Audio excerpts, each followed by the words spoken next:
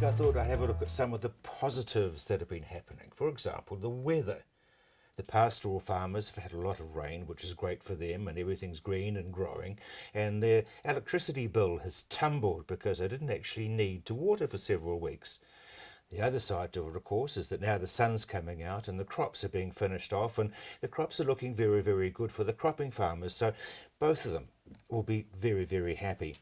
The dollar, bit volatile, but the dollar's still in the mid 60s, and that's really about 20 cents better off than we have had. So even though it's volatile, the dollar is being helpful and looking very good, so that's another positive. TPP has been signed. Now that's a positive. And the other thing about the TPP is that Andrew Little has said that he will keep it. He's also said he wants to change it, he wants to do some exclusions, but he's going to keep it.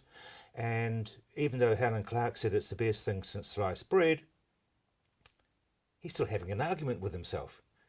Halfway through a sentence, he would go from, I think it's great, because Helen thinks it's great, but I want it changed. And then, of course, then you say to him, well, but what if other countries want to say withdraw bits or do stuff after it's all been signed? And he says, but it's a great thing, we should have signed it. So that's a positive, that he's going to keep it going.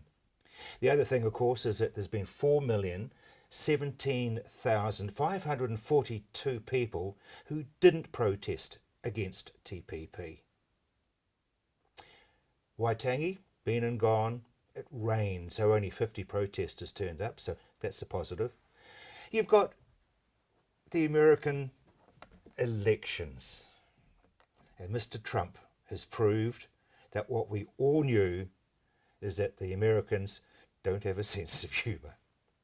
Cigarette prices are going up, so that can't be a bad, that's a positive. And of course, just to round off the latest positives, the one-day international series 2-1 to New Zealand, a wonderful way for Brendan McCullum to actually finish his career as a ODI, as they call it, and it's always good to beat those Durham Aussies. So there are a lot of positives, aren't there?